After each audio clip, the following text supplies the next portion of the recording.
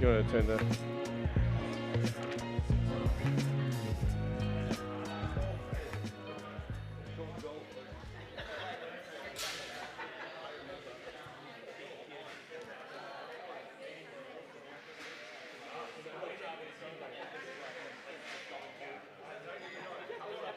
Hello, people. Welcome, everyone. Welcome to our new home info night. Fantastic you're here. Very exciting that you're here. It's great to be engaging in and thinking about, praying about potential new home. I think there's two things going through the hearts and the minds of the building committee, the staff at the moment, is great excitement that we're actually considering things, but also feeling the weight of making good decisions. And this may not be the step for us tonight, like in terms of this property, but it'll be really helpful for us as we go through the process. But we're in God's hands. It's a great moment of trust in God, isn't it? Like everything in life. And so we're going to pray tonight as well to that end. Well, let me give you a bit of a rundown of what we're going to do tonight. We're going to speak into the finances. So where are we up to with our finances with new home? What's our capacity to borrow? A bit of an update from the building committee on research. What have we learned about location and building size? Some properties we've considered. Show you the property that's going to auction this week, and get your questions. So opportunity for questions, Q&A, and then really keen to get your response on tonight and even the property that we're considering. So that's where we're heading tonight. It's all to the end of the making of disciples, yeah? It's all to the end, that our prayer, a flood of lifelong disciples in Wollongong and beyond. That's what we're really excited about, okay? That's what the building's about. So let's keep praying to that end, whatever the journey looks like en route, that we're actually able to make more disciples and see more people become followers of Jesus in the years ahead. Now we're going to start by singing. So Tom's going to lead us in song. Thanks, Tom. We'll stand. Let's stand. Let's do it. First time there's ever been a song in a building meeting, so let's break the records.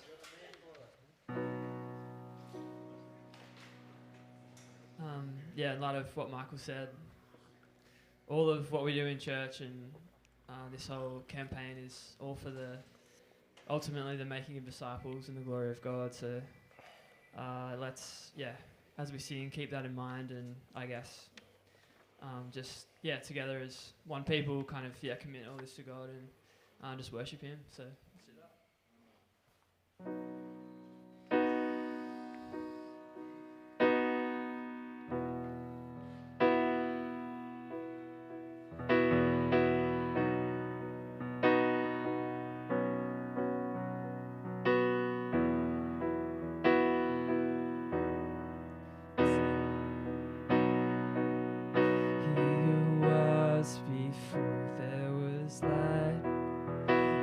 Across the bridges of time, He who made every living thing,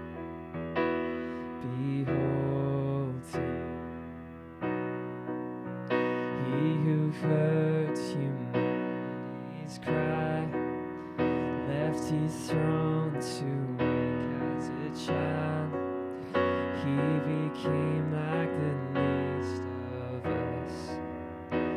Behold,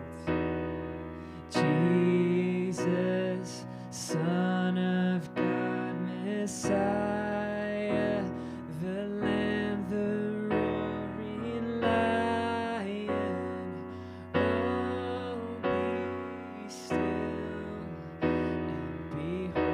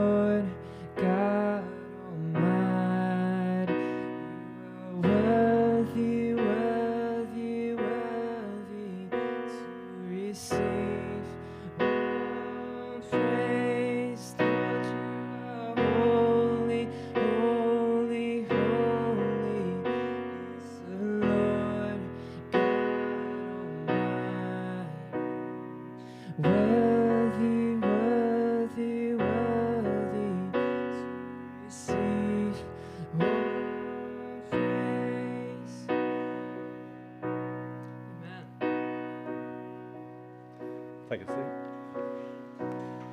Father God, we know that you're able to do immeasurably more than we ask. You're the God of great power and the God who chooses to work through weak people like us. You're the God who is gathering your church, sending out your Spirit, making more disciples until the Lord Jesus returns. And Father, we ask tonight that you'd help us, give us wisdom and discernment. We pray that tonight would be helpful as we take a step forward towards a new home. Lord, please provide for us. We don't presume upon your generosity and your grace, but we know that you have a much bigger heart for the people of the Illawarra than us. And Lord, we ask that you might provide a new home where more disciples can be made, where your name might be glorified for generations to come. So Lord, please help us tonight. Help us as we turn to you and pray, as we listen, as we discuss. We ask for your help in Jesus' name. Amen. So I've got various members of the building committee helping me tonight to present some things on our journey. So the first one is finances. I'll get Andrew Fisher. Let's give him a clap. Not too many, just one's fine. That's good. Right. Have a seat, Andrew. Oh, we're sitting? Yeah. Beautiful. All Yeah. right, look at that. Yeah. Very informed. So I thought we'd start with the finances and get a bit of an update, Andrew, on new home finances particularly, obviously. Yep. All right. So, obviously tonight, a large component of tonight is affordability, where we are financially, what it looks like, moving forward, etc. And so we thought it'd be worthwhile just giving a little bit of an update as to where we're actually up to. So the new home, as we all know, has been now going for almost or over 2.5 years. We've just ticked over 2.5 years. And so we originally had pledged around about $980,000 of pledges we originally got. It was about, how many families was that from, Michael? 51? 128. Oh, so 73 gave. 73 pledged, gave, yeah. pledged. And so basically where we currently stand, as of today, the information up there is probably, just go back one more slide for me there, is a little bit behind because it's from December. So I'll give you the absolute update so you know exactly where we're up to. So we have $732,000 in the bank at the moment for new home. So it's great. We're trekking along. We've got a little bit of a gap, as you can see up there. We're about $129,000 behind. We've probably caught up that slightly, probably $125,000 or so behind now. But pledges are coming in. People are starting to realise that they need to catch up because June's coming and approaching, and we sort of all want to honour the commitment that we've given. The exciting part of that is not too many people have dropped off. There's been a couple of people that have had financial difficulties, which we've worked through with, but that's a great thing, I think. Great blessing for us as a church that we haven't had a big fall off. I guess the exciting part looking forward is that we've had significant growth in the church over the last 24 months in terms of new members, number of people coming. That hasn't translated into more giving towards new homes. So there's a bit of wiggle room, we reckon, as we move forward, as we start to think this through. That's what part of tonight's about, is starting to recapture some of that excitement or seed into some of that excitement of the new home to people that haven't been part of the journey up until now. And so we've got up on the board there, you can see they've got 148 people units. So that's giving units, people units, families, whatever you want to call it, individuals if they're not part of a family, 73 giving to new homes. So we're slightly under, 50%, just slightly under 50% of the people, the giving units that could be giving are actually giving towards new homes. So, all in all, I think that's a pretty good, we've received a pretty good result based on what we've had, but there's room, and that's what tonight is about, giving us some confidence as we move forward, because it's a big decision we're talking about, is about the confidence about how we can afford this as a church moving forward in terms of capacity. And so that's kind of where we're at. So that's that. Yeah, side great. of it. You happy with that? Yeah, great. Yep. Do you want me to talk about now where we're up to with the process of loans and, Yes, yeah, so and how much we can afford? that'd be great. Those type of things. Okay.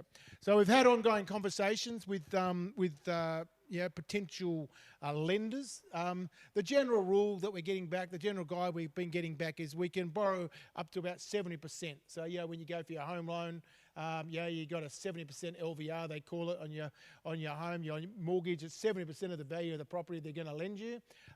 We can have that, which is not bad for a church. That's actually been some banks sort of go a bit lower than that, down to 65%. So 70% is not a bad number for us. So that's kind of going to mean where we're landing at the moment with our sort of $1 million, let's just call it in round terms. That's kind of going to mean we can sort of borrow like about $3.3 million in terms of borrowing. So we're sort of capped out around about $4 to $4.5 million would be our total capping at the moment as we currently sit with what we've kind of got. Being able to then afford to repay that's a whole different story. I'm not talking about right now, but that's kind of our borrowing capacity. Where are we up to in the process? Well, we don't have approval for the loan at this point in time. So that's something that we are waiting for. It's part of the prayerful consideration that the building committee and the admin committee have been putting in this. I can say to you that if we don't have financial approval, we aren't going ahead. There's no risk. We're not taking a risk. It's not like we're expecting the miracle on the day and we're just believing that God's going to, the day it's just the last minute, all of a sudden it's going to come through. I lack a little bit of faith when it comes to that. I'd rather certainty. I think God could act before that and give us a sense of security and certainty in our decision making around that. So we wouldn't, even after all of tonight's conversations and that sort of stuff, we wouldn't progress if we don't have, an unconditional, loan from a bank saying that you can spend the money and we'll give it to you in terms of that. So we're not talking about numbers yet in terms of the transaction that we're currently looking at tonight, but I'll kind of come back to that and let you know how that kind of sits with how much money we've got and how much money we would have to borrow when we sort of get to that part of the evening. Right. To not steal any thunder from anyone. That's right. All right. Any questions at this point in time that anyone's got? Yes. One question down here. The bank that we're talking to, well, there's two different banks. There's NAB, and then there's the Baptist Financial Services, the sort of two banks that will do sort of, look after you in these type of situations. So, all right, that's me done for the moment. Okay. How about that? We're speeding through it. You can stay there if you want. I can stay here. There we go. Welcome to those on the live stream as well. Great to have you at home.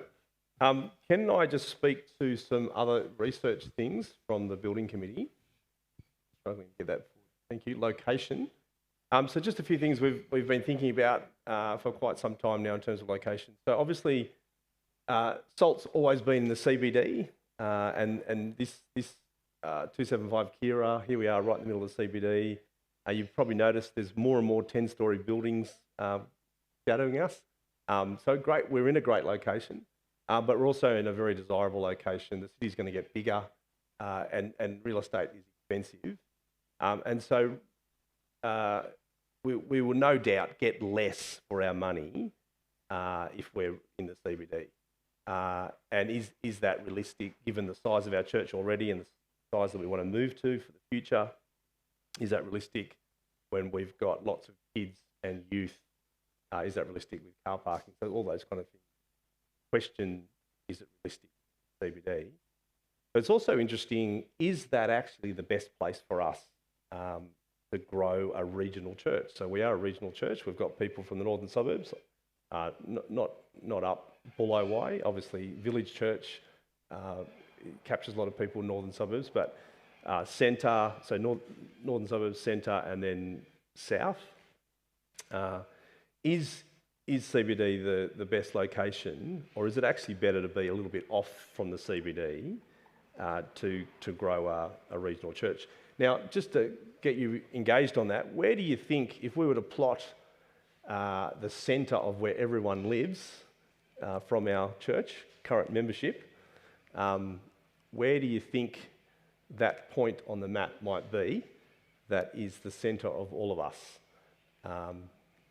If you were Unanderra, Albion Park. Did someone say Chico's? Because the answer is Chico's. It's very close to Chico's. So Princes Highway Fig Tree. If you've ever been out to Chico's, that's probably why Chico's is so successful, right? You can get easy access to Chico's from anywhere in Wollongong. But that's interesting, isn't it? So it's not actually the CBD, it's actually a little bit further out, Fig Tree, Princes Highway, that strip down there. And then we thought about, so there's a plot of everyone in our church. We know where you live. And sorry, Andy, my slide's not working. If we can keep going forward. There's the centre, and I think you can see plotted. It's actually a little bit further down. It's the next roundabout to Chico's, so I wasn't telling you 100% truth there. And then we did, if we can go to the next one, and the next one, we plotted what would the reach look like if we moved church to different locations.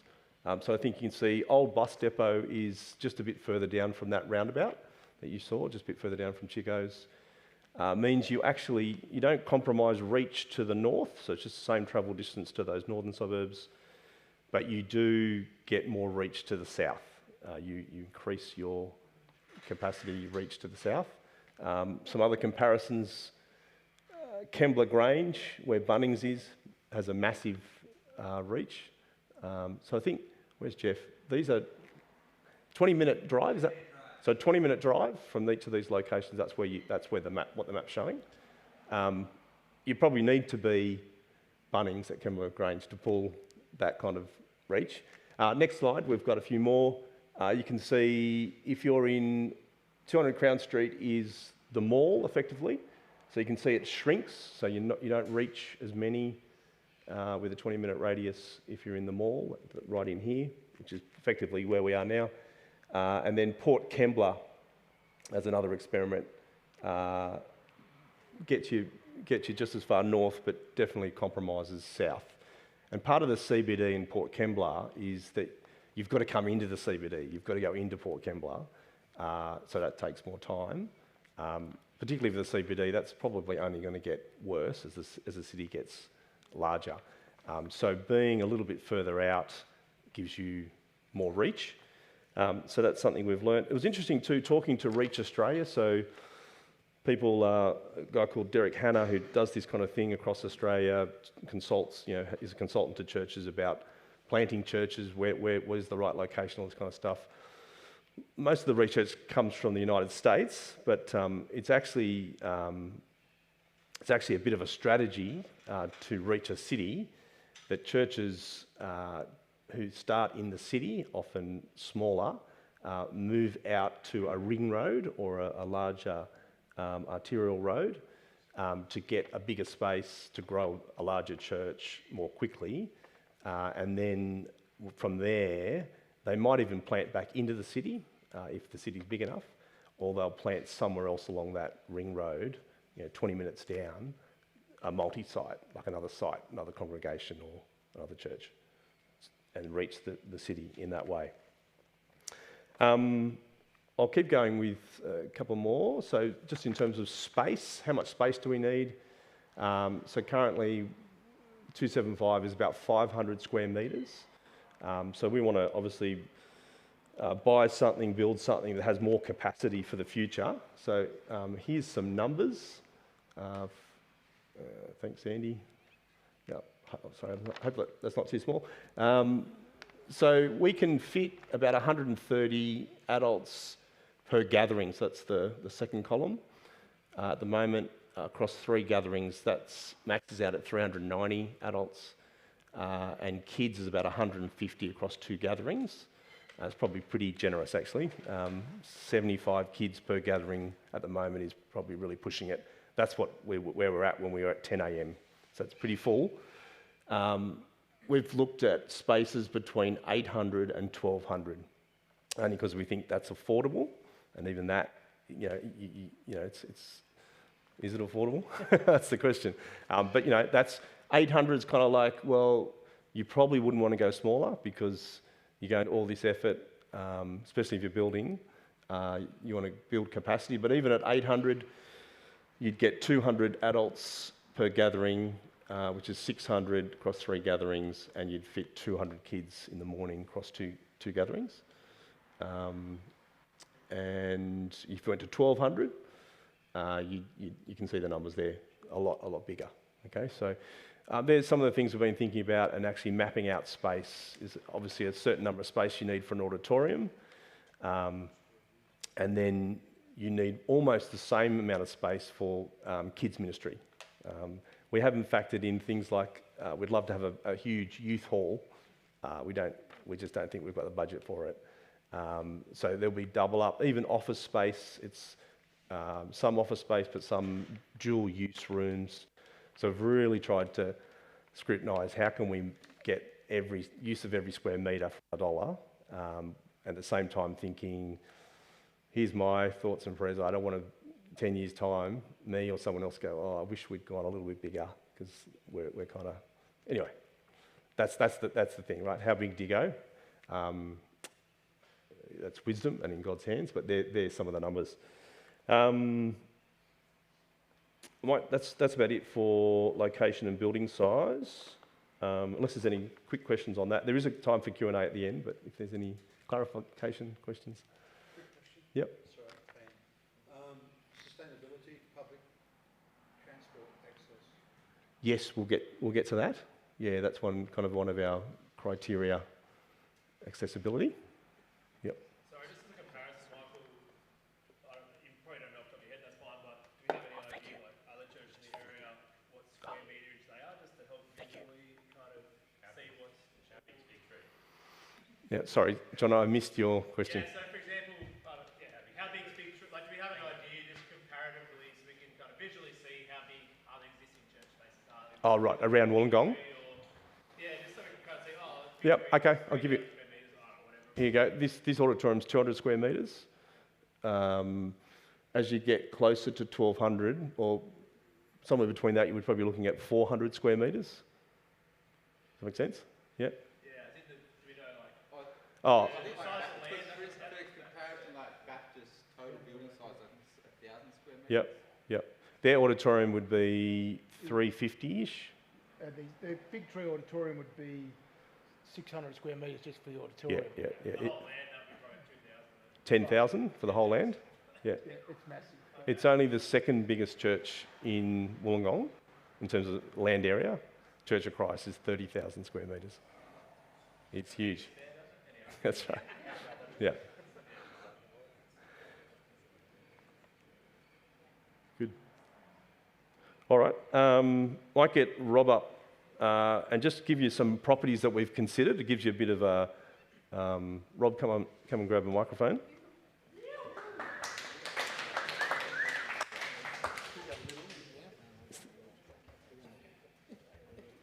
So here's some criteria that we've used. We've just tried to think about affordability, obviously, what can we actually afford?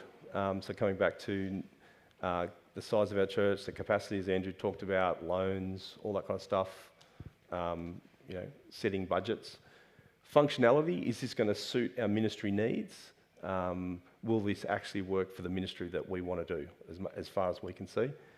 Visibility, a little bit of a test for me is if you've lived here for 6 months, would you know that that building even existed, that church even existed? Okay, it'd be nice if people drove past it, if we could get that kind of site, but not too tucked away that I've never heard of it, never seen it, that kind of thing.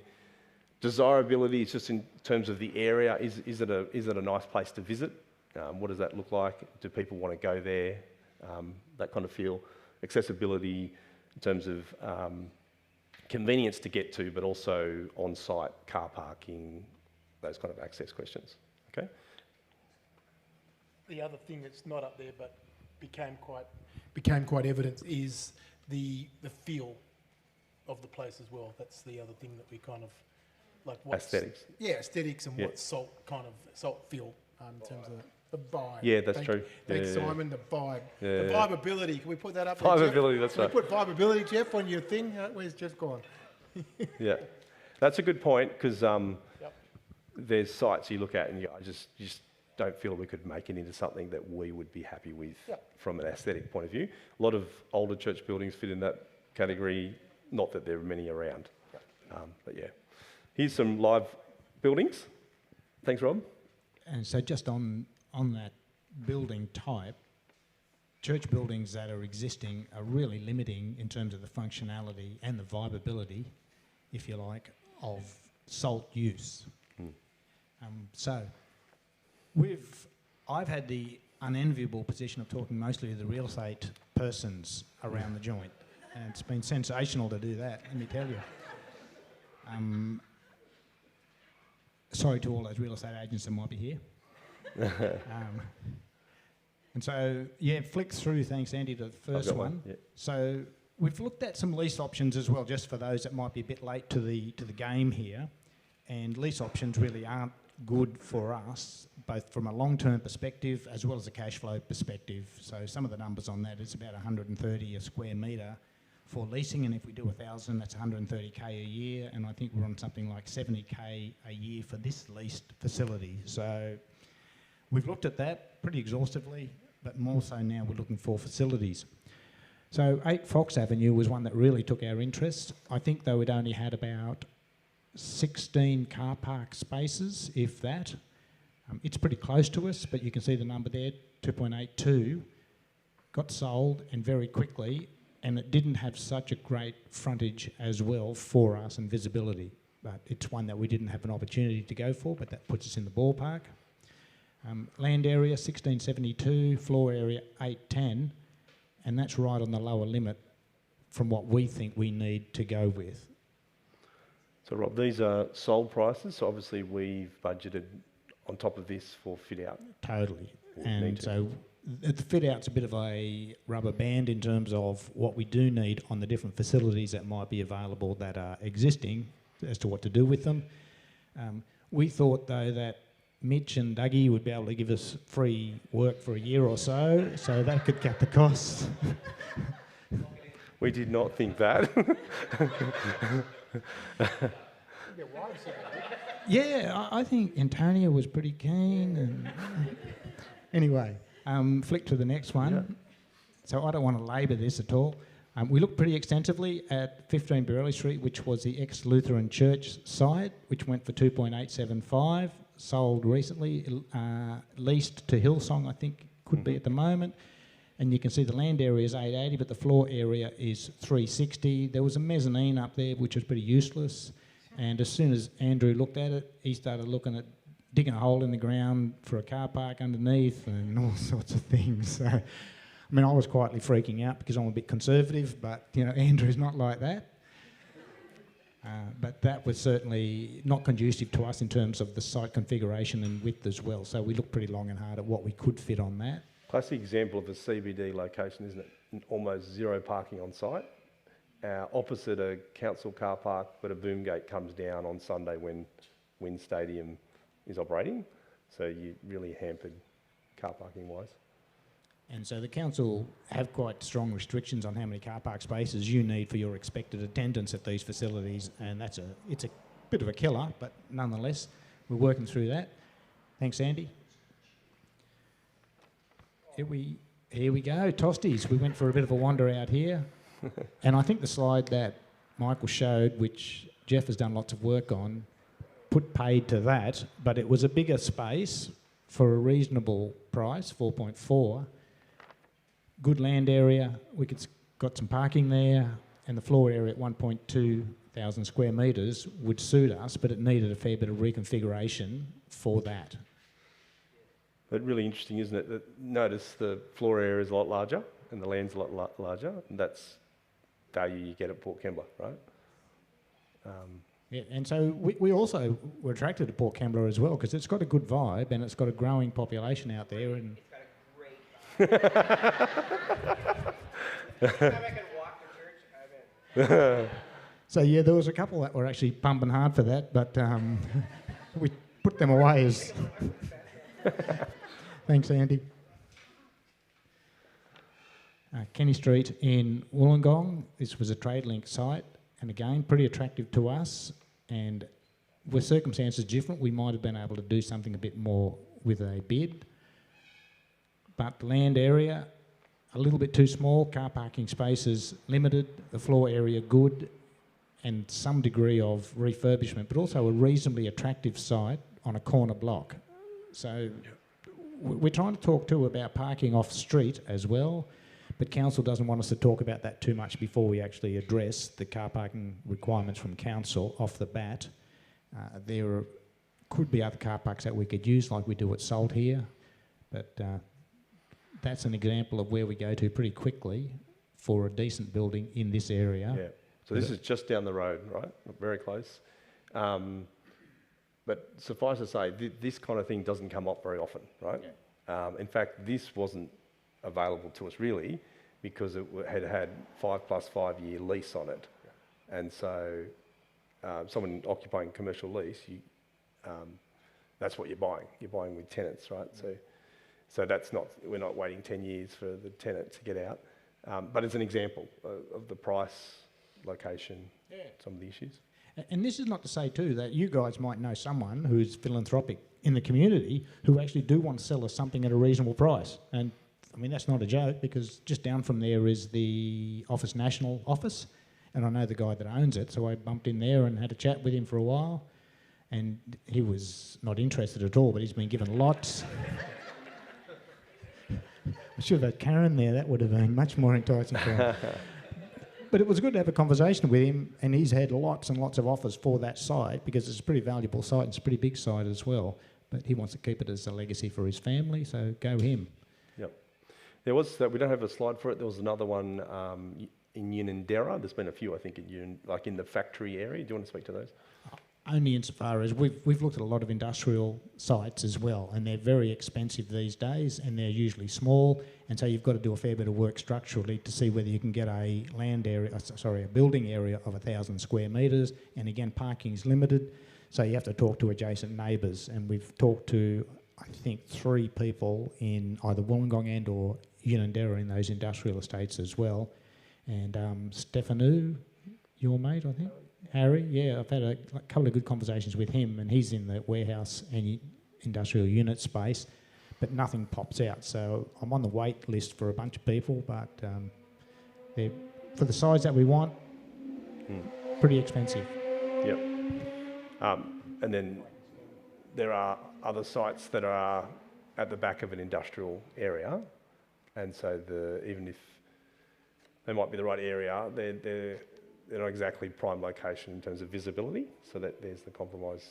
Yeah, and I'm not averse to going into those spaces, but I'm not sure that from the criteria that we put up that it satisfies all of them. So accessibility, visibility, functionality, all of those things. But we're certainly looking at the options that are on the table, Yep. or not. Yep. All right. And then a property came up very recently, and it's going to auction this week. So we want to talk to you about this property. Rob, tell us about this. This is in, there it is. Ta-da.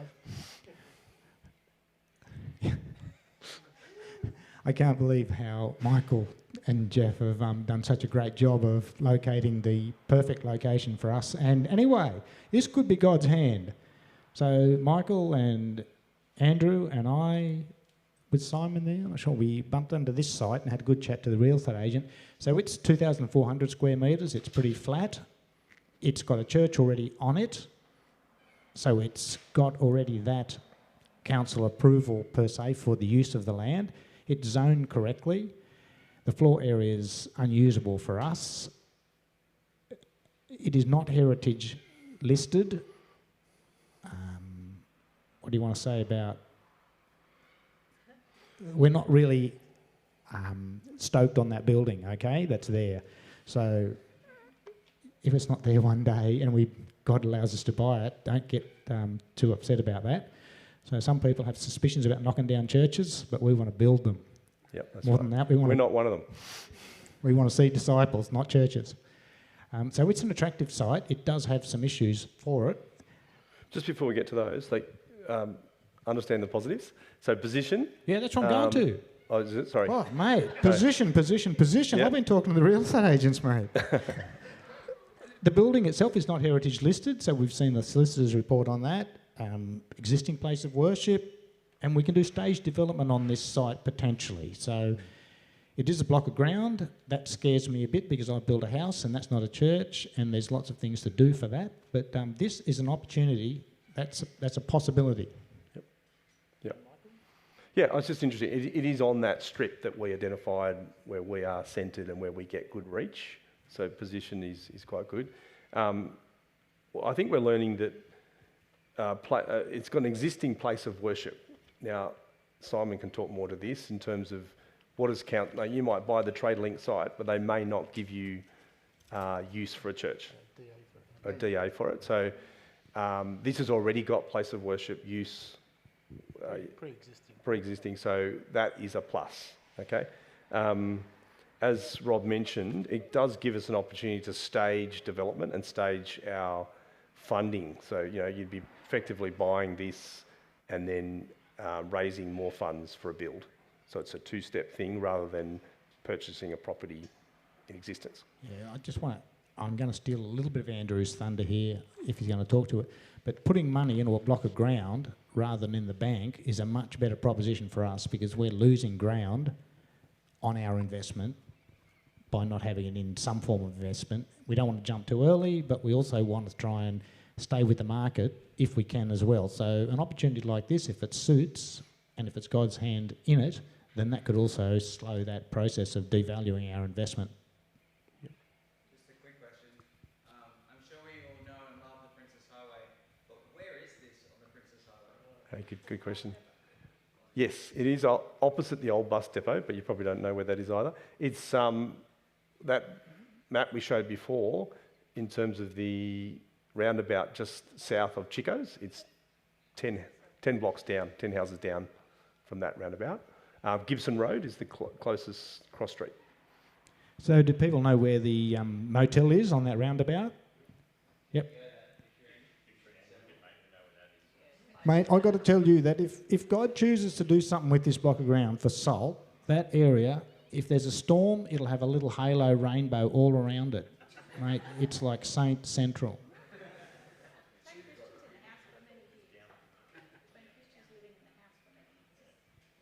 Yeah, so that house is the manse for the Anglican Church, and I actually worship there as a new Jesus follower, I don't know, maybe 1982 or something like that. So a bit of history. That original building was built in 1911. I assume it was owned by the Anglican Church, but they sold it. So Fig Tree Anglicans sold the property in 1982, 83. They sold it to the Slovenian Catholic Church, and it's the Slovenian Catholic Church that is now selling it, or they're being liquidated. So liquidators are selling it. Yep. So to talk to some of the things that aren't all that are challenges in that, and Simon's really going to talk to this, but car parking remains an issue on the site. So the land area, 2,400, that's pretty reasonable. It's got a 0.5 to 1 development ratio, so you can put a nominally 1,000 square metres plus on that block of ground without encroaching upon the council requirements for that zoning. It's got big gum trees on it, and they're big, fat gum trees, and they really preclude doing stuff towards the back end of that block. They are going to be protected gum trees. That might also, they slow other developers down a little bit. It's got an existing manse on it as well, but that's uninhabitable. Michael and I went in there with masks on because it wasn't pretty. And it does have some issues regarding flood levels, which Simon will talk to as well. And of course, there's the cost of the development, which, given those preclusions, we need to tread carefully. Yep. So there will be some cost impact because of the trees and the flood issues. But yeah, Simon will talk more. Yep. Andrew? Yeah, I think the key points is that it's got visibility. It's on a main road, right? So tick a box on that. It's got the actual block's got desirability to it with what Simon's come up with some concepts and ideas about how we could actually develop it and that sort of stuff. There's a sense of affordability around it. Like we can, ultimately, we believe we can afford it. So there's some affordability. Anything we buy, understand we are tight no matter what options we look at. You know, we looked at the $3.5 million, you know, if we have to refit that, there's another $700,000 on making it workable for us. You know, so anything we're looking at is going to be around that $4.5 million sort of price range, you know, for us to get into something that's going to work. But yeah, it's got some, you know, it's got some great benefits to it. But you know, as with any development, it's a green site. We basically want to knock down. So we're clear, we want to knock everything down. Right, we're starting afresh. We're not playing around, keeping, you know, chapels and keeping this and keeping that. They're gone. So we move with a green site. We put up a building that functions for us. Simon's been doing work on ideas of being able to stage that, which helps us, and Grant as well. Yep, as together been working on how we actually could stage some of that development, so we could actually move in with some headroom from what we've got now, but then with the potential for additional space. You know, even when we need that and we can afford that. So yeah, there's some real benefits to it. Yep, but the big issue at the moment is that it goes for sale on Thursday. So yep, God's got a lot of work to do. Yep. Good question. You know what the reserve price is? They don't publish a reserve on a commercial. There's price indications that they say. So their price indication is 1.5 million for the block of land. Liquidation, that means that the lawyers will use whatever sells as market value. So basically sell regardless of the day. Is that the idea? That's what we think will happen, Jono. We think that they'll be under instructions to sell. They will have a reserve most likely, but our concern at the moment with our current position of not being financially ready is that we think it will go on the day.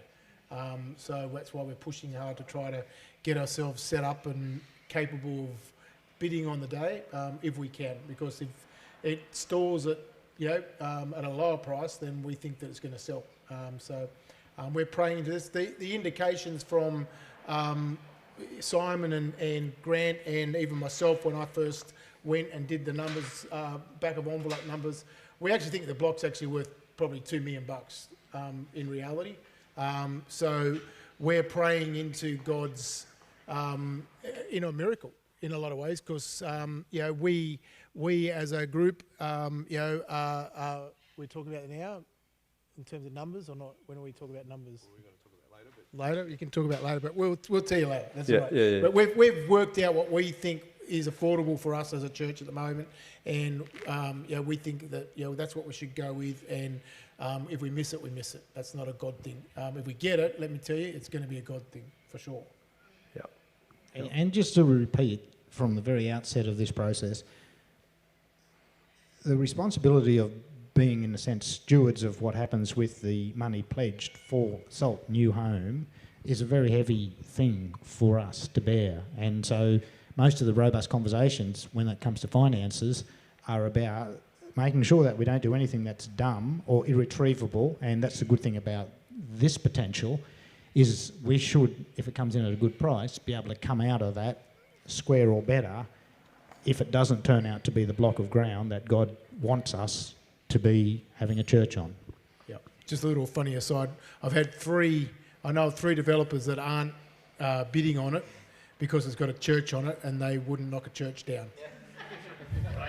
So It takes a church to knock a church. I wanted to put a sign up saying God's watching you at the front of the building, but apparently the auction's not on site anyway, so that probably wouldn't have helped us. But That's a real thing. Yeah, it's a real thing. You might notice the next street, Kenny Street, there's a little Greek Orthodox church. It's now surrounded by 10-storey buildings, and the developer said the same thing to me. No one wanted to approach that church because they knew they'd have to knock it down, and it's superstition. They don't want to knock it down. So that church will stay. Yeah. Shall we get Simon? Let's welcome Simon up. Simon. So Simon's just going to talk us through, we're just trying to get our head around some of the limitations of the site, and you've put some thought into that. Yeah, so I've tried to look at this from the perspective of... Sorry, does everyone know what you do for a job? Yeah. Probably not. So maybe just leave with that. Yes. I'm an architect. I work for a commercial builder. So work across sites across Australia. So this is familiar in a way. Don't do a lot of churches, a lot of other buildings, but at the same time, a lot of commercial developments, which this, in the eyes of the country, this is the commercial development. Won't be used in a commercial sense, but the way it will be built is commercial. So I've looked at this site from that perspective, in the sense that looking at all the constraints, all the overlays, planning, how you would typically build on this site, all those sorts of things, looking at how that might inform the block would be developed. Whether it's us or someone else, that's the way I've looked at it. So I've got some diagrams which I can talk through, and through that process, there's also been a bit of unearthing about some of those constraints, be it flood that's always been raised, and there's some, the trees and just the configuration of the block. It's not a beautiful rectangle. It's a rectangle with a triangle stuck on the backside of it. Not a problem. Sometimes all these things can actually work in your favour. It all depends what you want to get out of the site.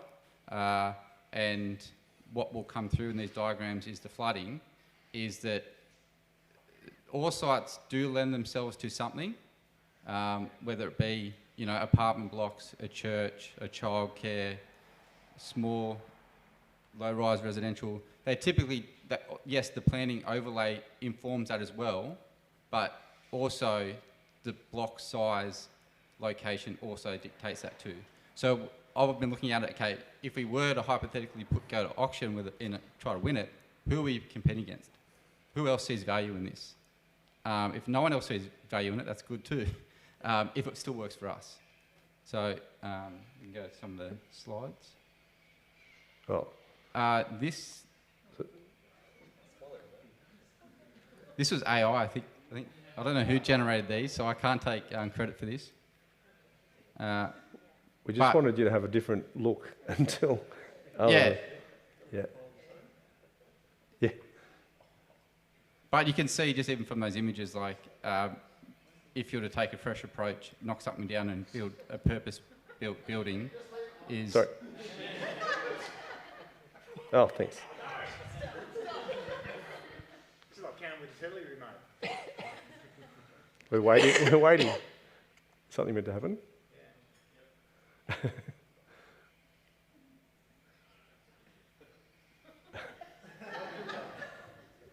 It turns into something nicer.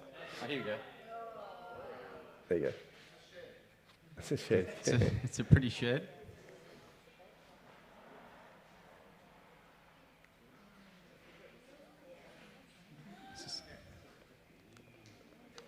Keep going. Oh, I'm just waiting for it to get to the next slide. Here we go. All right, there we go. All right, so you can see the triangle block at the front. So in the blue sort of coloured is floodwaters, and I'll get to that. But that is street side, and then the triangle portions at the back. So through Grant, who also has worked with the flood engineer in town, does a lot of work and knows Wollongong very well. Grant set up a meeting with him, and a very reputable engineer that is got a really good sound knowledge of how these sites can be developed too. So we had a meeting with him. And also through all this, whether it be this site or another one, is that these are the types of things that we would be doing to try and find out if it's the right one. So this has also been a good exercise in, okay, how do we approach it? Who do we need to speak to? So on this site, yes, it's got flooding. This is showing what would be in a 1 in 100 year flood. They've renamed it. It's now called a design flood level, I think, event. It's where they've just taken in sea level change and some blockages of other areas that might impact the flood waters. But generally, 1 in 100 year flood, which is what used to get called, you have to build a little bit above that. So the day that it floods, that 1 in 100 year event, you're out of the flood water. So that's the impact it has on the site. It's not alarming. A lot of Wollongong CBD would be underwater in a 1 in 100 year flood. So it's not something to be alarmed about. It's just what does it impact? Typically it impacts how you site you're building on the site. what level it is, and then if there's any costs incurred because of that, because you have to get the building out of the ground. So there's a cost associated with raising it. So that's just the floodplain levels. So you go next one. So this is just a comparison, just orange square over the top of the existing buildings there. That is just the size of salt. So that also just gives a perspective of what size block a 2,400 square metre gives you. You can see a bit more clearly that the trees at the back, you can see their canopies there, they are significant. And it is classed as some sort of biodiversity overlay with council. So it's on council's radar. And so the approach would be, okay, those trees are staying. You could, if it's one of the smaller ones, you might be able to justify one being removed if you're offsetting it with 6,000 other trees. No, not that many, but if you could potentially, but this is where through this exercise say, hey, look, let's just expect those 3 trees to be there, and then what is left over with the building envelope. So you can see what size is the Salt Church that we're currently in. It's 500 square metres. That's the sort of size that the buildings are there. That's 3 buildings, so they would all have to come down if we would even just get close to this, because the other half is going to be car park. So, Next one. next one. So this is just saying, okay, if all those buildings would be gone, what sort of building envelope would be left? There'd be a bit of a front setback, side setback. Okay, restricted by the trees at the back, that, and then getting car parks on the other half of the site. I haven't gone through every iteration because you could mirror it, you could, don't have to go through every exercise to see what the building envelope would be. But, so that's showing a building size or ground floor envelope of 600 square metres. So it's another 100 square metres bigger than this place. So it's not a big jump, but you then would get efficiencies because you'll be doing purpose built.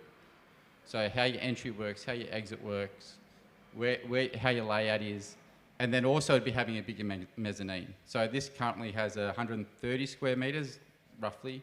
That would be 200 square metres. So it's just growing a bit. It's not a massive jump because we would have to argue with council how we would justify the number of car spaces. It would come under a merit assessment because council, yes, they have their car parking ratios that say you need, 1 space per 20 square metres, or, there's a couple of lists that you can go through. But we would then rationalise that saying, or actually, we're a bit different to another church or another commercial development because we have, across the cross-section of the church, we have a lot of families, okay? They're all coming in 1 car. It's not a whole lot of individuals arriving. So that would be part of that assessment to try and rationalise a lesser car park. But as a constraint, we would need more than that. And that's where the 32 spaces or 26 spaces isn't going to be quite enough. Just a dog's taken an interest in the meeting. So that is one of the difficulties with this site is it doesn't have great space for car parking, and there's not a great amount of car parking on the street itself. There is some, and then so that if we Assault were to take this hypothetically, okay, what does that mean for numbers? How would we get people onto site? Is there informal arrangements across the street? Do you then have a larger plan that when neighbouring properties come up for sale that you buy into those properties and then you expand the car parking? That's what would have to be explored, I suppose. But they're not guarantees. Simon, what's the extension, like stage 2 possibilities? Yeah, so this is a building on grade or just on ground, and it's therefore not 2-storey building. Yes, it has mezzanine. So what's your question? Oh, can the floor area be increased? Yeah. So yes, the building itself is on ground, but you have the car park adjacent to you that's also on grade. There is the church would be ideal to have a reasonable amount of height to it because you don't want to feel it too low coming in. And so that's one of those shed ideas that you can have a portal frame. This is a sawtooth, but it's a version of a portal frame is that you have a big opening, but then you also have a reasonable ridge height. From that ridge height, you could potentially go out over the car park. and that's where you'd have to expand on that site because you can't go back to where the trees are, you'd be going over the car park. So you'd be designing the building in a way that you might come along and cut a big hole in the roof on one side where your mezzanine is and go further out of the car park and expand that way. So that is doable. Staging is never the cheapest way to do it. It's always cheaper to do it the first time round because you're paying for another whole round of planning, construction documents, site establishment, all those sorts of things, re-engineering certain things. So there's a double up of a lot of those fees. But it means that you're something you can grow to and work towards. So that site or that arrangement allows for an easy addition. You're not having to knock down the whole roof and go double up. It'd be easy to go across the car park. Next one. So this is just taken from a completely different thought process is, okay, if you go laterally across the building. This, therefore, the car park, to get those types of numbers, is taking up majority of the site that you have, and also the car park's been pushed back a bit. This is also taking another perspective that you would build the car park out of the flood level as best you can, rather than having to suspend over it. So this would be the cheaper way to do it, but yes, you save on the car park, but you're having to build the building on top of the car park, so that's where the dollars then shift. This would be the more expensive way to do it, but you're getting a bigger building. But this would then become the how to do it right the first time in terms of getting the size of building. But it may not be the right way because you've got a building up in the air. So what does that mean for access? How do people come in? Do they feel like it's nice to go into a foyer, then go up a lift or upstairs? So it's not great in terms of its amenity for access, but you get a bigger building from day one. So yeah, just two different perspectives, but they generally, the smaller size is 600 square metres with a 200 square metre mezzanine. That could have a balcony, so you could, have some nicer spaces out off the mezzanine. But I mean, the beauty about this site is if we were to develop it, is that you've got a nice trees out the back. So the day that when you do come out of church, there's actually a nice space out the back. Now that's in the eyes of us. A developer would be approaching this differently. He'd be potentially looking at childcare or residential.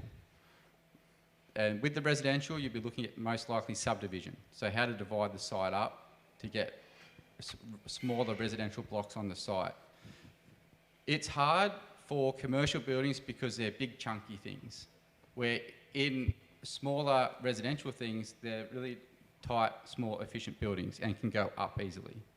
So it actually would be easy to address the flooding from small single dwelling homes or townhouses because they can get out of the flood water easy. And also the thing I haven't talked about is refuge. So what you do when there is a flood event. In Wollongong's DCP, there's rules about how much floor area space you need per person in a flood event for refuge. And that's not just above the flood level a little bit, you've got to be up again, higher again, what's the probable maximum flood. Now, we wouldn't want to build the building at that height normally because there's just a cost that you don't want to do. And the problem is, with a large gathering of a church, when you start talking about 200 people or 300 people, whatever it is you need 2 square metres per person out of the probable maximum flood. So that's where it gets challenging for a church or a commercial building, unlike a residential building where you can just build a 2-storey home. You've only got 5 occupants in it. Get them up on the first floor. That's why it becomes easier for them to build up rather than us, because if we build up, we've got to have fire rating, and we've got fire rating issues. So I'm talking a lot and probably don't need to get too technical unless people are interested, but it just means that someone of a developer may be looking at this site, if they're not suspicious or superstitious about knocking down a church, is that it'd be easier to do some residential townhouses or dwellings. You might get 4, 6 number on there. But that's also a positive.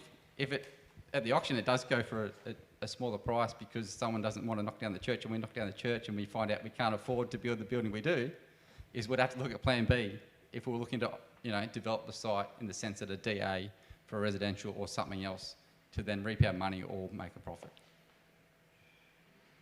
So that plan B does take some risk out of it. Yeah, I mean, I haven't looked too closely about the number of dwellings you would get on there, but it's got to be more than 4. So when you start getting to 6, it changes the dynamic. Mm-hmm. And because we would knock it down, in the developer's eyes, we're the ones going to help on that. Correct. You know? Exactly. Yeah. Done for now. Yeah. Superstitious part, so we've done the dirty work. Yeah. Gives us a plan B. Just a quick one on the cars. How many cars do we have for each gathering roughly at the moment? Do you know? We spoke about this. Just need to repeat the question for the... Yeah, so the question is how many cars do we have per gathering at the moment? Yep. I don't know whether we know the exact We don't number. know the exact, but we think around about 50, we thought, didn't we? Oh, we didn't actually count the number of cars, but we looked at the car park, on the council car park. It's got, what did we say? 80 spaces. 80 spaces. And so if you think, oh, is that half full? That's 40 spaces already just there. So when you're talking about 26, 32, like that doesn't even cover that. Yeah. And the amount of, There was at least 36 cars I counted along here on Sunday, along this road here, both sides of the car road that we have parked out the front there. So I reckon we have around 50 cars, I reckon. And remember, we cross over gatherings, so that becomes kind of complicated as well because we cross over each other. Yeah, so it is a big constraint.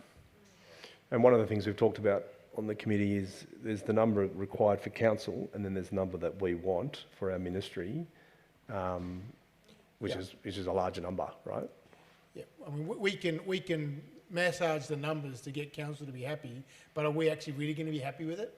And so this is one of the negatives of this site is parking. There's no doubt that's probably the negative, but it's also going to be the negative of most sites we look at in terms of even around here. The Fox one only had 12 car parks.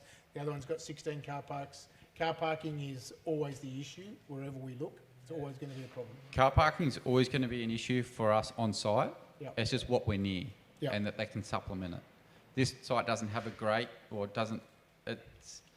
Well, there is the one across the road with the bus depot. They're potentially informal arrangements, but it's not great. It's not like it's a council car park where you've got more certainty. Yeah. Where's that street? I'm just trying to envisage it. That street, you get a few cars, but then the rest, the spillover would have to go up. What's the next? Gibson Avenue. Yeah, Just in front of repeat Victory the question. High, then you're pushing in it. Yeah. So the question Sorry, I was, think where's the spillover? Yeah. Gibson Avenue. Sorry, there's a question up the back, was it? I was going to ask about alternative parking. Yeah. Yep. Cool. Any other questions? Yep. There is a school just behind it, primary school. There's no parking in. It's on the other side of the school. Unfortunately, it would have been nice if they had have put the parking on the side where the church is. We'll ask them to move it. Yep. I came up with the idea of parking cars on the grass out the back and cutting a hole in the fence, but apparently that wasn't going to fly either. But, yep. Ben? Oh yeah, you mentioned the standing room for the probable maximum flood. That's the mother of all floods, a very rare event, and there's some substantially higher than 1 in 100 years. Where are we going to stand for it? So, Just repeat the question. Sorry. if I understand correctly, Where would you stand for the PMF that you're talking about? the PMF is 14 metres, so that's probably 2 metres out of the ground. So if we just want to build a church that is above that and kill 2 birds with 1 stone, having the church and the refuge above that, we're 2 metres out of the ground and there's not much usable space underneath. So that's why that overlay of the car park and the building works. We've got to be, yes, you've got to be conservative in some eyes, but then also understand that you can't be conservative in every constraint because then you just will struggle to find any site that's just the right fit. Where you would explore or challenge these sorts of things is with a flood engineer like Anthony, who we've spoken to, who's very good depth of knowledge and knows how to challenge things with council. But we also don't want to go in a predicament where we just got an endless bucket and going to go fight them in court.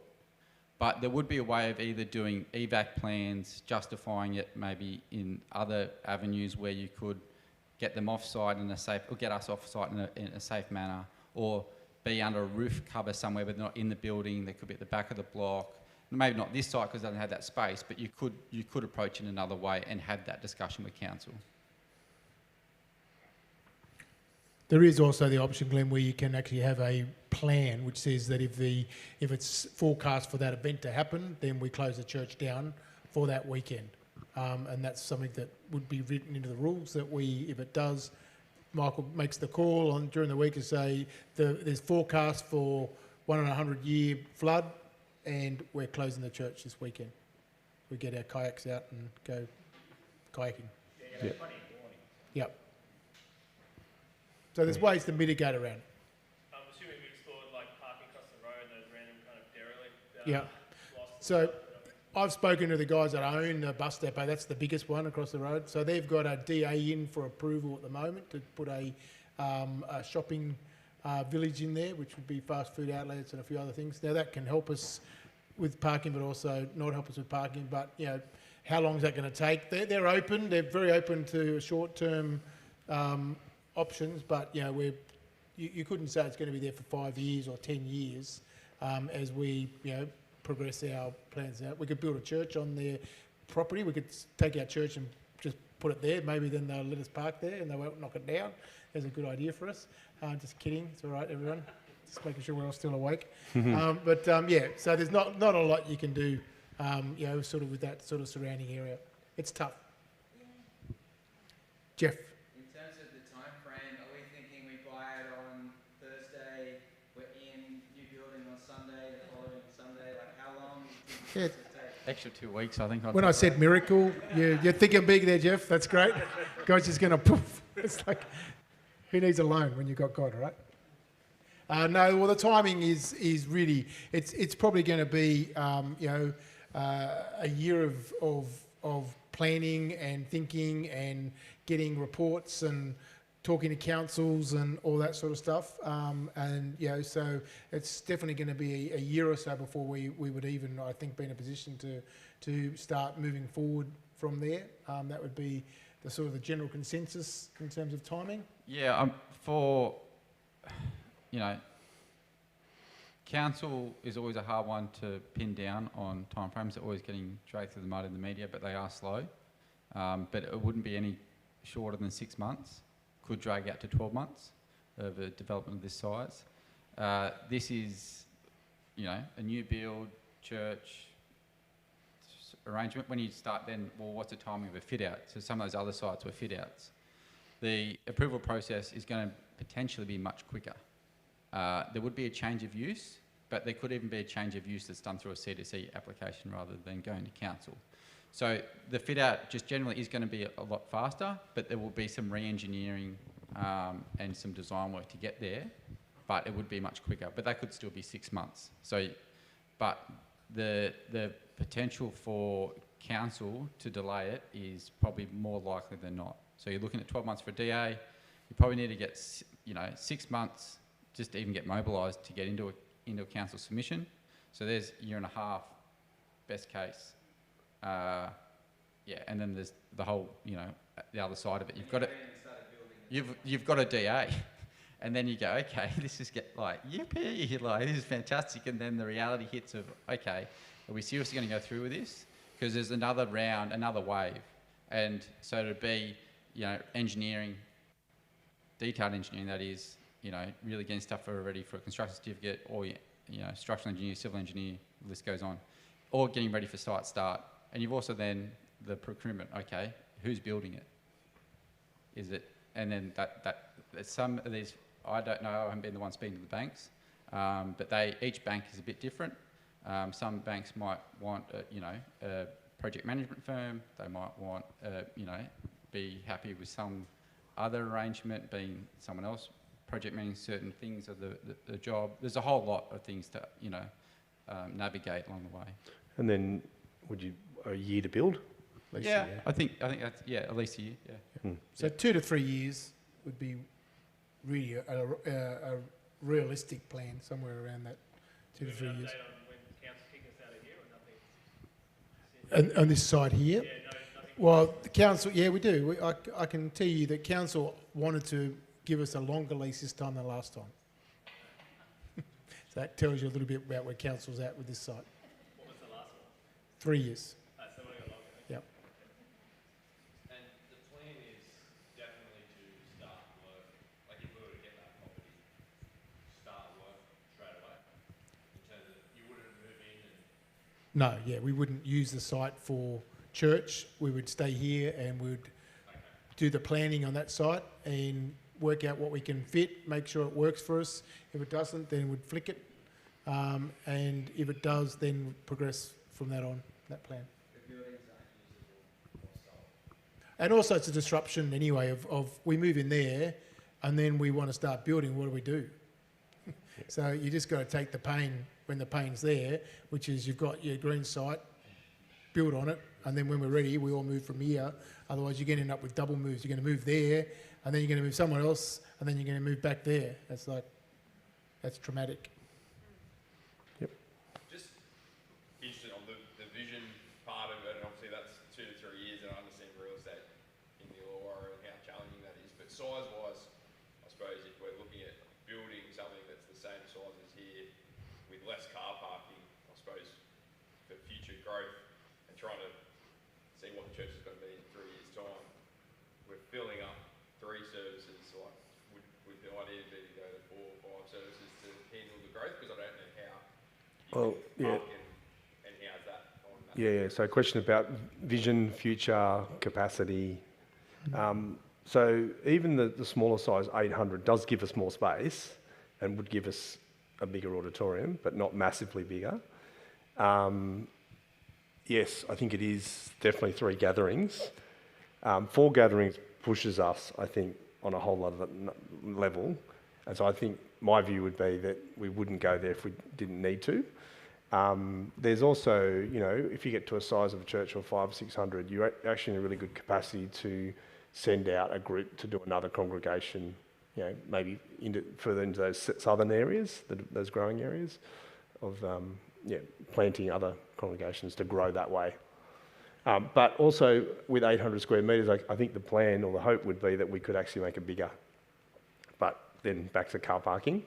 So, yeah. Yeah, the restrictions are car parking. Yeah. I can look you in the eyes and say, I reckon in 3 years' time we'll move in, we'll have much better usability of space, we'll feel better, even if we continue to grow, which we're praying we do, at 10% next year, 10% the year after.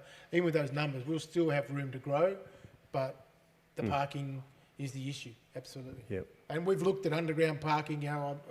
Unfortunately, underground parking is just become ludicrously expensive. It's you're now looking at $1,500 to $3,000 a square metre just to dig it out and make underground car parking. So. Is it also ludicrous of making double-storey car parking? The height limit comes into it. It's only got a 9 metre height limit, so you're really only looking at ground and first floor.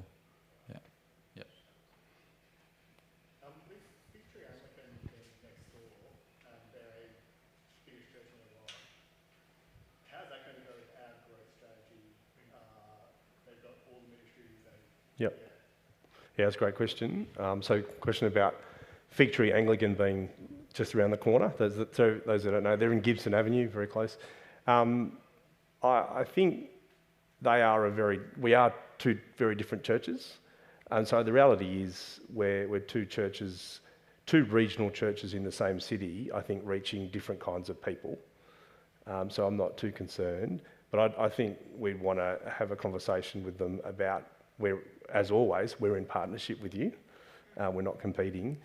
And Victory Anglican isn't reaching just Victory. They are reaching much broader than that, as we are.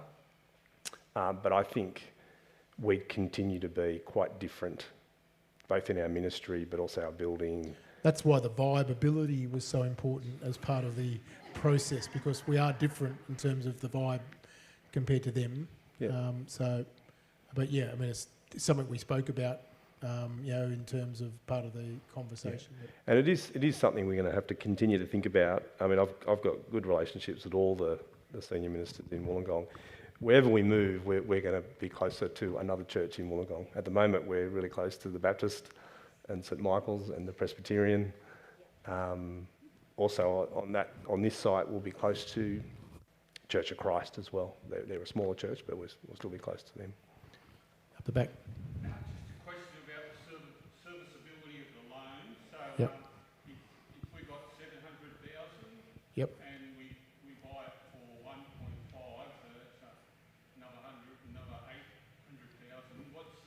How much is the monthly repayment on that? Repeat the question. That's on top of paying for this leasing this as well. Sure. So the question's about serviceability and how we afford to actually pay for the loan if we were to go down this path. So 2 things to say on that. Firstly is this plan helps us because it's staged, so we do only have to borrow $800,000 or whatever at the beginning to actually be able to grab this opportunity if it was $1.5 million. And then the actual affordability that we've put this year in the budget, you may remember I mentioned, and it's coming to the AGM, we've actually put $50,000 aside this year for additional money to get ourselves match fit, to be able to afford the new home. So that $50,000 would go a long way towards actually covering the cost of the $800,000 loan off. There might be another $20,000 or $30,000 that we would end up having to find from the finances. Yep.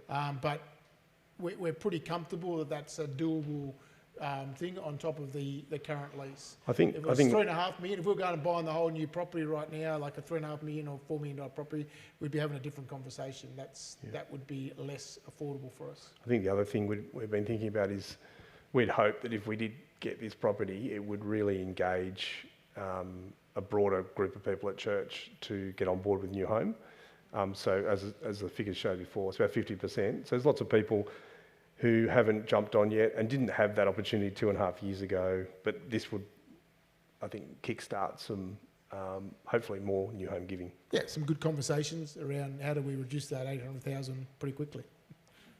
So an idea percentage-wise, what need to be increased to cover current church expenses, whatever, plus current, I guess you pay for the mortgage, plus raising money as well for the, I don't know how much it's going to cost to build, but that because you're kind of covering 3 areas. Sure. As well. So we're talking about obviously current giving the same, the New Home maybe increasing New Home by 50% or I don't know, double it, like what? Well, we've got the capacity. I mean, as we move forward, it'll be a staged loan from the bank where we start off with $800,000, or we may indeed end up needing to take slightly more than that if we want to have the money to actually do the first level of reports. Although by the end of June, we should ultimately have another, $130,000 to $150,000 in our bank account as well for the New Home program. So that may well cover the timing on that. But obviously it's a staged thing. So when we then say, okay, we want to start to move forward with from the DA to the build, well then we go back to the bank and borrow more money. Like we're going to borrow the money to build the building, which is going to be another $2 million or $2.5 million or whatever it is to actually build the property. We're into this thing with a loan. We're into it with a loan of a minimum $3.5 million, right? So that's the affordability issue. That's the reality of what we're doing.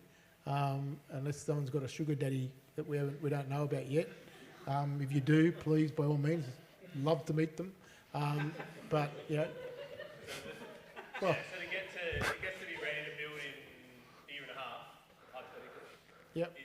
2 years. Don't just want something we say the day before. Hey, look, we need all this money. Like we want to try and get to that trajectory. Sure. To keep going at the rate we're going, or we talk about increasing the trajectory to get to that kind of shooty day figure, whatever. Yeah. Well, the idea would be a multiple number of answers. That would be, I would hope that in 2 years' time we have a lot more money than $900,000 in our New Home account. That people would get a hold of the vision, be excited by it, and look to give. There's also Guy Mere. When we did this at Guy Mere Baptist, we got $1.8 million on deposit from church members that instead of having the money in their own bank accounts, they actually put it in a redraw facility that the church had, which meant the church didn't pay interest. So they didn't get their 1% or 2% interest as it was back then, that you could only get on your accounts. They just said, well, I'm happy not to have the 1.5%, 2% or whatever, and they put it into the redraw facility, which saved the church, 6 or 7% in interest. So that was, there's ways that you go through this with the church, but that's, a walking down the path thing. All you can do is, put your best case scenarios. We as a church, if you look at how much money we've got as a church, I've got to say to you, we can afford it. It's the generosity of the church that comes into play from that, right? Because the numbers are the numbers, right? If we've got the number of people in this church that we've got and the number of givers and the average income, you put the average income of someone who lives in Wollongong, right? It's all there, all the statistical data's there, right? So we can afford it, but can we afford it? Well, that comes down to the church. I can't speak on that behalf. Andrew, then doesn't that depend though on the people that are in the church? Like what percentage have you got that is university students? And Sure. what percentage have you got that are Yeah, well, we've looked at that. That's the statistical data that we've looked at, and based on who we've got in terms of the demographic of this church. We don't have a lot of university students in this church. I would have thought we'd have more in terms of a proportion. We've got a lot of young families, right? Young people that have given up one income that are now trying to live in, the Wollongong area and trying to buy a house and that sort of stuff. So there's absolutely financial pressures through it, but based on the numbers still say that we could definitely afford to actually pay the loan off, if we have that desire to do so. Yep. Seeing it's also, as you say, the hands of the liquidators. Yes. So it's not like it's like a traditional real estate thing where you've got a vendor and the person who wants to get the most they can out of it. Is the liquidator just after what debt they have to recover from what's already outstanding? That would be their position, yep. So is it possible then to be able to negotiate with the Slovenian Property Committee? No, it's not. They put it in the hands of the liquidator. We've tried that already. We've been around the block a few times, us guys sitting around here. That was our first point of call. Let's ring up someone. Hey, we're building a church. Let's be on board. Why don't you give it to us? Give us a good deal. And they've said, no, we've put it in the hands of the liquidator. Deal with the liquidator. So, okay. Thank you. Sure. About half of the auction property is sold before the auction. Yep. So, unfortunately, that's not a possibility for us in this occasion. Mitch? You talked about option B. We end up, everything falls into place and we get the block and we realise it's actually not going to work. Let's divide it, subdivide it, put some houses on it and sell it so we can reap the benefit, I guess. How serious of an option is that? Is that just something Sure. thrown around? Well, we wouldn't put the houses on it. We would, most likely do a DA to show that you could put how many houses on it that Simon would work out, and then we would sell it as a with a plan, maybe not even with a DA, but with a plan or something like that, or maybe with a DA, depends upon. You might find you just got to knock down the church and then sell it Well, as it vacant could block. Yeah, could be as simple as that. Like, we could start to go and buy all the Value churches add. in the area and knock them down Value add. and resell the land. That was an idea I came up with as well. But, I guess what I'm thinking at is if that puts our progress back a year because we buy this thing, realise we can't do it, but we end up dividing it and actually going through and put the houses on it. At the end of that, we've sold it and we've made a stack of cash. Sure. To go towards. Does that come Yeah. into equation? Yeah, absolutely. And the only thing on that is the opportunity cost loss. That if we decided that wasn't the right block, and then 5 doors up the road comes up for sale, and it's the perfect place for us, and it's $3.5 million, $4 million bucks, we've got the money tied up in that property, which then can affect us having the ability to then buy that property. So we've been through all that, but we still, even with that, we still think we could get someone to help finance that over there, allowing us to still buy that property there if that actually did come up as a scenario. But so absolutely, we think we're pretty confident that if you went down that road and you lived with knocking down the church, the block would be worth more money.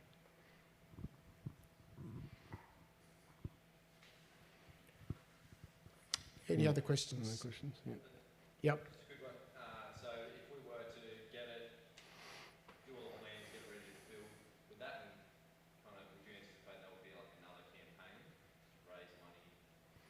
There's going to be campaigns coming out your ears. Told you not to say that, Andrew. That's right. You told me not to say that, but I'm not going to lie to you. We need campaigns. There's going to be a. Would you like a Great Kitchen campaign? Would you like a youth group campaign? Would you? There's not really going to be that many campaigns, but we're definitely going to have to, fundraise because. But we do want to catch up to those that are new to the Salt Church. Yeah. You know, we want to get people encouraged and visiting and get hold of the vision who are new to this. Yeah. To this beautiful. Yeah, family that we and have. I think I'd say, even with this site, it's an opportunity for us to engage people. Yeah. So we want to make the most of that, and we're in this together. This is what we're doing, but they say that you've really only got 2, maximum 3 big campaigns in you as a church, and that's fair enough. Is that per lifetime? No. And so you can envisage for the build that could be a big moment, like to raise money. Yeah. We've got the golden seat campaign to go yet. Like, you want that golden seat? There it is. Come and put your money down. Car parking. Hey, car parking. $10,000 a year. You got a car park. There you go. Your own personal car park. Without your name on it. Without your name. Like, it seems like you guys are pretty keen, like, as a group, I guess. Even with all the potential negatives that we see with the flooding, the trees and all that stuff, are you guys, if we get approval and everything, are you guys going to push really hard for this? Like, is this something that we're really keen on? Or are you guys, is this still trying to, like, throw it out to everyone? What do you Yeah, great question. I'll jump in there quickly for 2 things. The question is, are we really keen? Are we, as a group, completely sold out on this? Or are we still, sort of trying to process it? Yeah, and if we are successful, do we just get straight into it? There will be things to discover along the way. Yes, at the right price at the end of the day. So if it comes in pretty reasonable at auction and you go, we're really interested now, it might go up. Like there's some residential builder or developer could be looking at this thing and going, 1.8, 1.9, that's what I'm going in at, and it just goes there really quickly and you go, well, all right, let's go home. Yeah. It's that, that can happen. But, if it is at the right price and it is cheap, and then, let's get into it. But there will be discoveries along the way. And so, yes, there's no harm in starting that investigation, going further into these things and what does it actually mean to do a DA, but also, invite people, I guess, along for the way too. Like, what does the new church footprint actually look like? How does it work? Like, I'm sure there'll have to be some sort of level of engagement across the church. It doesn't mean that we're all going to sit around the drawing table, but there'd have to be, I think there'd be that sort of involvement. Yeah, well, you got 2 questions in that. The first one is, are we keen to buy this block of land? So I guess I mentioned before, we've thrown a few numbers out. We're looking for a God thing. We honestly believe it's worth $2 million. Like, if you ask me, I reckon, someone's going to come, the first bid that's going to go down, someone's going to put 1.5 on the table, and that's my gut feeling on it. But we've set a limit that we would only pay 1.5 million, because we don't believe when you put all the other costs on top of it, we can actually afford, on top of that, everything else that we need to consider in terms of the costs, where we end up with the headroom that we end up in. And so we're looking for a miracle, quite frankly. We're looking to turn up at the auction if firstly we get the miracle where the bank actually gives us the approval, which we don't have sitting here right now. We've got 2 days before the actual auction. So that was a miracle that happened, that we got the approval. And then we turned up to the auction and for whatever reason the auction didn't take off and we could buy it from under 1.5 to 1.5 million. We as a group think that's exceptional value, and we would be probably silly not to actually take the opportunity that God's provided in that. But that could just not happen. If God decides that's not going to happen, well then that'll be pretty clear to us after this event. So this whole night was all about engaging with you guys, starting to get the conversation going, because these things happen quickly. Let you sort of see how we've actually processed this, what our thinking is, so you have some confidence in that we actually have worked through a process in this. But then put it to you. Tonight's about you. It's not about the 4 of us or 5 of us, because everybody in the church here, particularly tonight, needs to be involved in this process. And so we've got a final part of the play tonight actually comes back to you. Yep. And I'll let Michael sort of Yeah, take so over it's that. a good segue.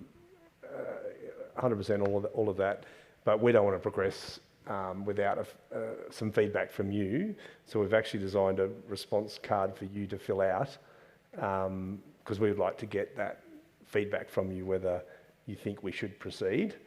And we'd also send that out to the rest of the church who aren't here tonight, and if they can do that tomorrow, we'll collect that, and that'll form part of our, if half of church is like, no way, we're obviously not going to proceed.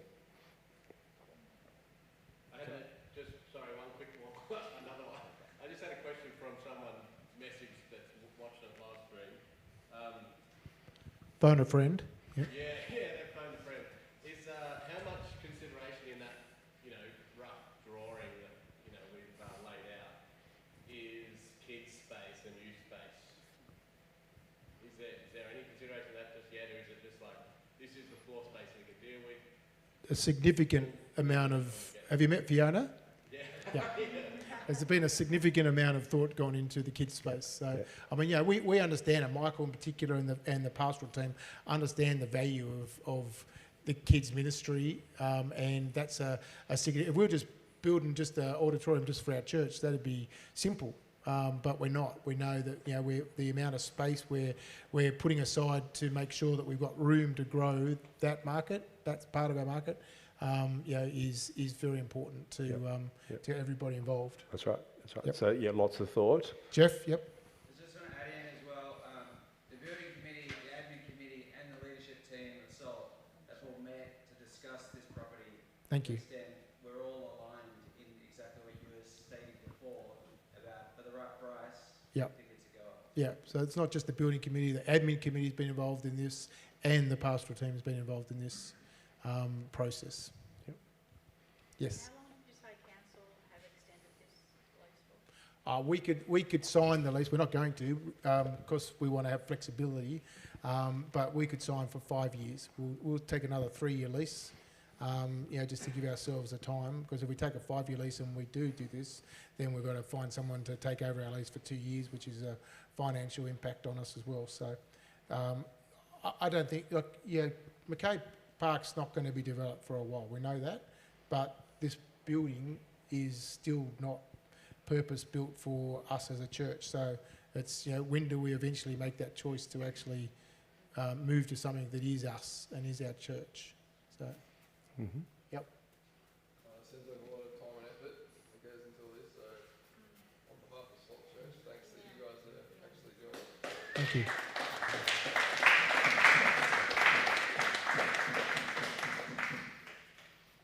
Any question, Joel? I think I just wrapped up tonight. Yeah, good on you. Yeah. What time do we need to be praying for God's direction and for the sale of this? What time is that happening this week? It's 11 a.m. Thursday. I'd be praying now that because we don't have approval, we don't have financial approval. Well, there's different stages. So pray, if you want this to happen, be on your knees tonight praying that God will bring the bank to the table, because without that we can't do anything. So that's our first thing, it's just part of what we're doing, guys. Like, we don't have control of that. We've put all the finances in. Our finances look good, but and that could just be a good thing. If it doesn't come through, then that's his choice. That's his way of saying, no, I don't want you to go forward on this. So we should be happy in that as well, because if we're truly believing and we're truly full of faith in our Lord Jesus and God, then he's in control of all things. So we just put it to him and let him decide what the story is. All right, we've almost got to wrap up, and we've got to get your responses, but maybe a quick one. Yeah. How long have we been waiting for the approval, and I guess having of a miracle is that the next day also to get that approval? Well, we found out about the property about a month ago. if that. So it's been a fairly quick process to get to a point then where it's worthwhile talking to someone. So we've probably been 2 weeks in the bank approval, so it's a pretty big miracle if that comes through, because it should be about 6 weeks normally. So. Last question. So what does zoning look like? The zoning looks good for us. That's one of the R2. R2. Put me on the spot. R2, and it's got a church, so it's got pre-existing. So we're going to wrap up. We've got 10 minutes before we're supposed to be in our cars going home. We would like you guys to do a response. So if you've got your phone on you, click on the little thing up there, and there's a couple of options. It can be, what's the word? Anonymous. Anonymous, thanks, not unanimous. I was going to say it can be unanimous. It can be unanimous. It can be unanimous, and it can be anonymous. So. But if you've got a question or comment, I think it's helpful if you write your name and details so we can get back Correct. to you. Yeah. Yep. You can't. Should be. I thought you could. There you go. You can. There's tension in the ranks already. Go next. So yeah, if you've got a question, make sure you put your name. Otherwise, we're kind of looking after the crystal ball or praying to God, trying to look for the leading of the Spirit. Who is this person? That's right. Bueller. Yeah, my camera's broken. Do you have any hard copies?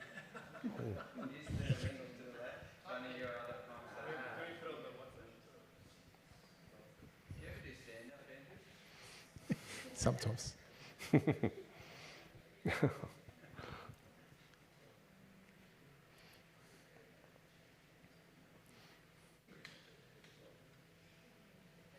I do speak to 400 high school students every second day, so... That feels like stand-up, doesn't it? Well, you need a bit of stand-up when you're talking with them. Yeah.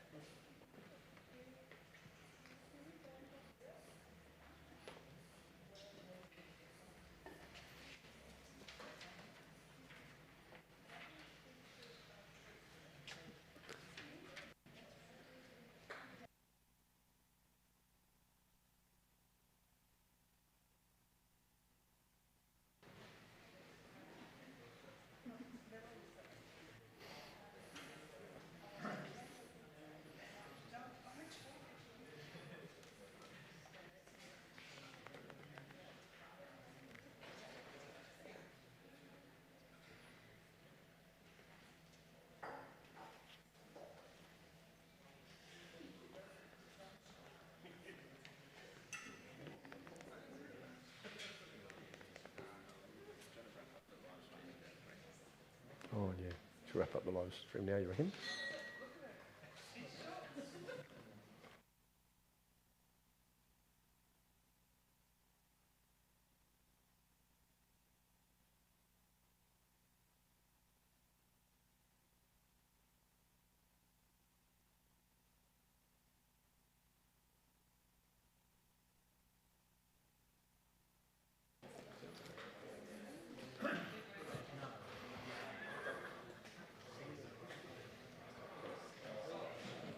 So, guys, before we leave, we're gonna spend some time praying now.